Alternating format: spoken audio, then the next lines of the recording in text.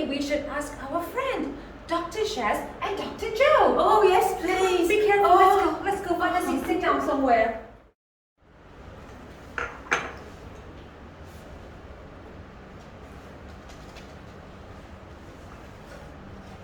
Hello, Dr. Shaz here. Okay. Okay, no problem. We'll check that. No problem. Okay. Dr. Jo, we've just received an inquiry about tornadoes. Yes, I'm just researching them right now.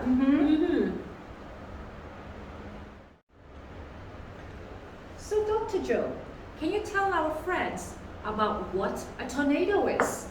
A tornado is a really, really strong thunderstorm that goes around and around, and it consists of a very strong wind, thunder, lightning, hail, rain.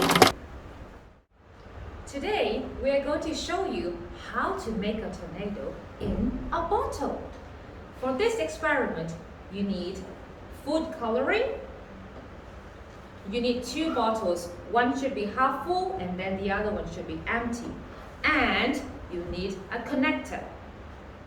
Fasten the connector onto the empty bottle. Make sure it's nice and tight. And then we're going to fasten that to the other bottle. So it's nice and tight. Then we're going to turn it upside down. I'm going to give it a bit of a shake. And let's wait for the magic to happen. Let's look for the tornado! Wow! Can you see that? Wow, that's amazing! That's called tornado in a bottle. And this time, we're going to add some food color to see how the tornado looks with color, okay? So we're just going to put in 1 drop, okay? And then we'll mix the color. We'll just give it a big shake. All right, Dr. Jo. Let's make sure this is on nice and tight this time. Would you like to check that, Dr. Shaz, just in case? I trust you, Dr. Jo. Alrighty, you know what to do.